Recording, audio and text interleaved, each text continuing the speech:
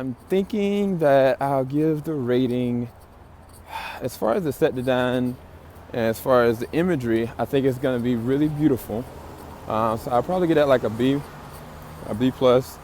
But as far as the acting is concerned, I don't know if they're going to try to pull a Leonardo DiCaprio Romeo and Juliet and try to keep the same mock-up as far as keeping the book dialogue and everything. Not as that, I gotta refresh myself as to even what Macbeth was about. It's been so long. So that's iffy. I can't really give that a rating as far as a B, A, C, or what. I don't think it's gonna be an F. I don't think it's gonna be a D either. And then as far as the actual story, I worry about it. I really am really worried about it, that it might be too all over the place. Hey, what's going on out there, YouTube? This is SEL0320 representing JVS. I'm back here again for a brand new movie review. I know I just did one on Monday.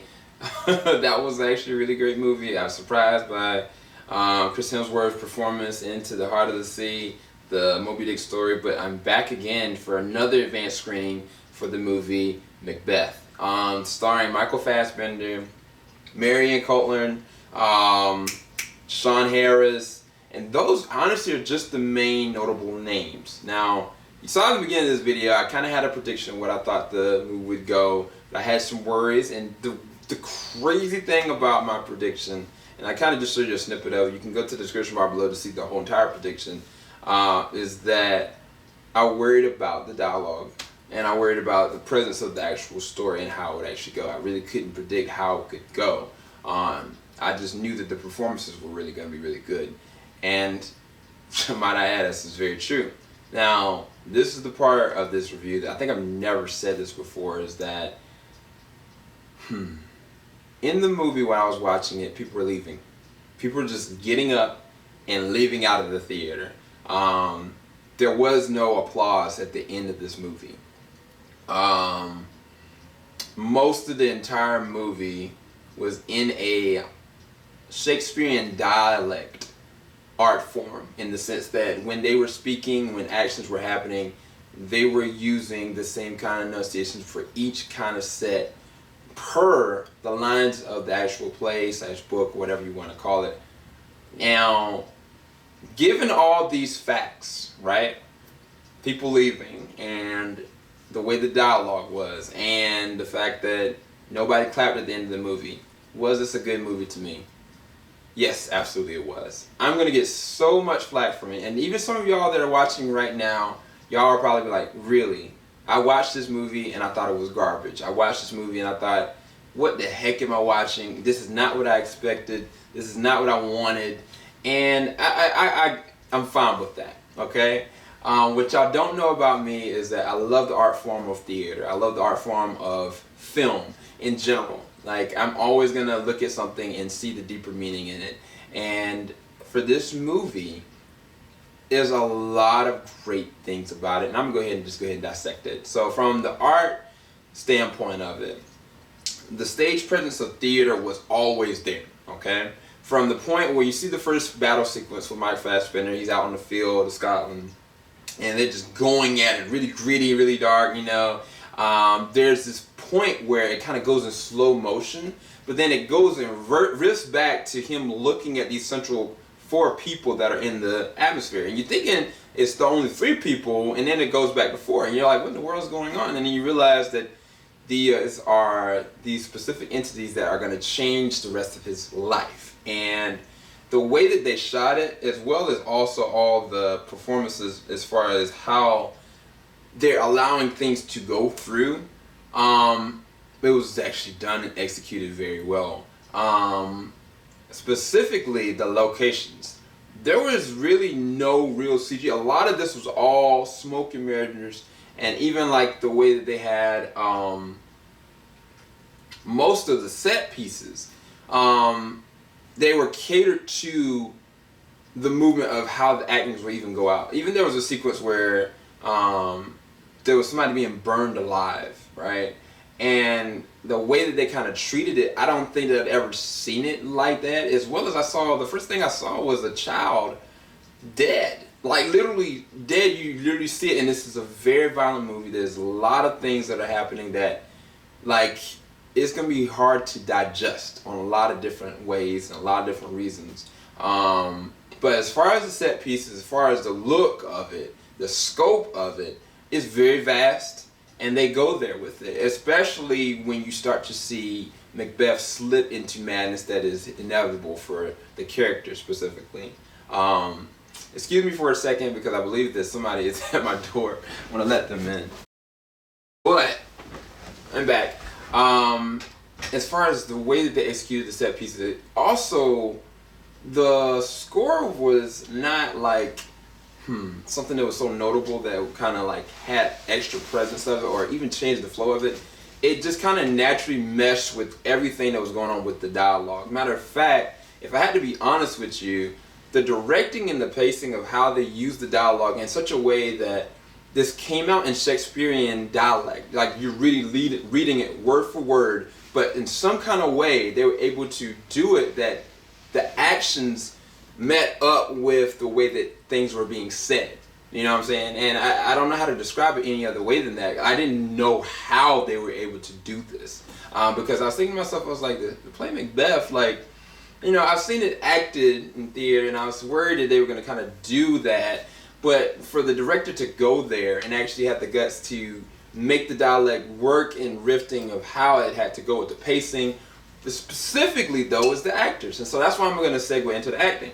Now, Michael Fassbender and Marion Cotillard, now the way that they portray these characters, I've never seen anything quite like it. Specifically Marion.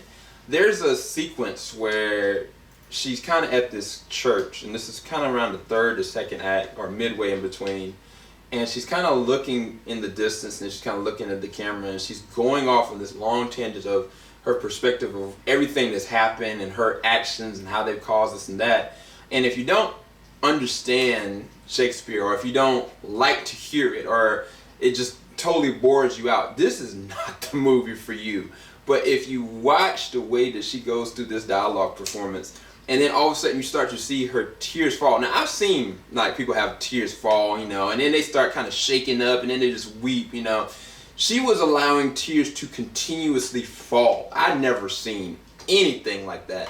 As well as Michael Fassbender, because there are points where he starts slipping into madness. And it wasn't the kind of conventional like madness where he like throwing stuff. This is all mental and emotional. His deterioration from the guilt of actions that he had did from the beginning of the movie all the way to the very end. Like even like the very end sequence when he's kind of basically at his end's length, so to speak.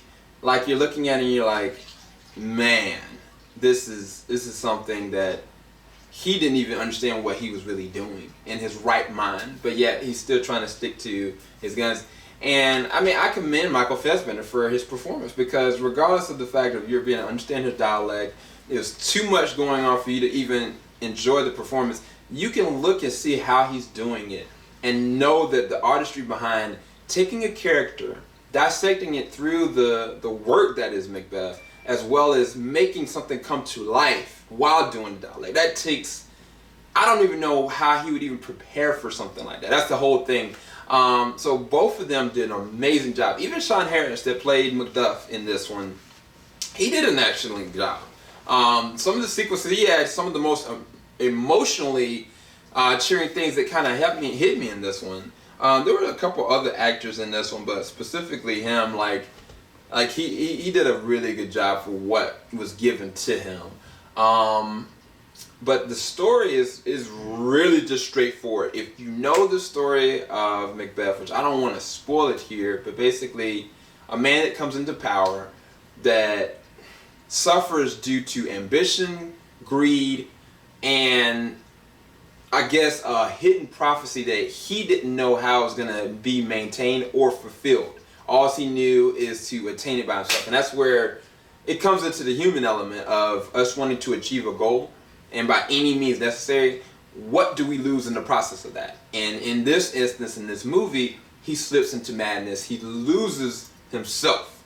And he starts off being this character that lives by the sword, dies by the sword, and he basically kind of transfers to living by the crown, dying by the crown. And it's an amazing metaphor, because there's an end sequence that happens where you see who was going to be the successor, and one picks up the sword, one picks up the crown, and the way that it is done is excellently executed. But I saw more people leave before that even happened because they were like, what did I just watch? And I'm saying this to say, I thought this was a good movie. I couldn't rate this no lower than an 8 out of 10.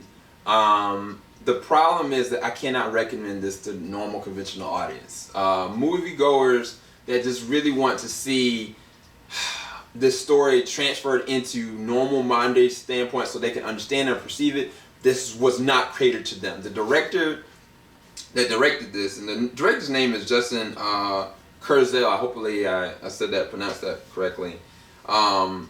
He did not make this movie for the conventional audience. He made this movie for those that know Shakespeare, that appreciate the craft, that appreciate theater, and made something that I didn't think possible, the complete merger of a cinematic epic into what also perceives to be something that will be done, executed well on stage at the same exact time. Like, if they took everything out of the scenery, of the scope of everything, just put these people on a stage, you'll be blown away. You say, like, they need to go on tour with this. They need to have this continuously going through. But this not what happened. And so from the general audience, y'all are not gonna like this. Unless you know the story of Macbeth, and unless you enjoy Shakespeare, you're not gonna enjoy this. All I can say to you is keep an open mind. If you know or remember it, try to know that throughout most of this, the dialogue is not gonna be like I'm talking to you right now. It's gonna be completely geared towards keeping to the script, keeping to the actions, and that's what's gonna continue to happen throughout most of this film. But like I said, I gave it an 8 out of 10. I thought the acting was amazing. Thought the set design, the way they did it, and even like the certain sequences of red and hued out blues and stuff like that, it was well executed.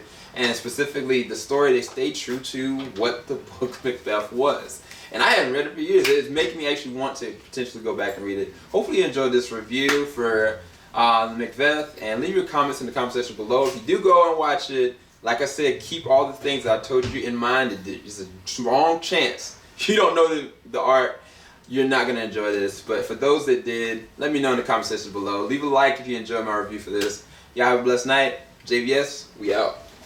Peace.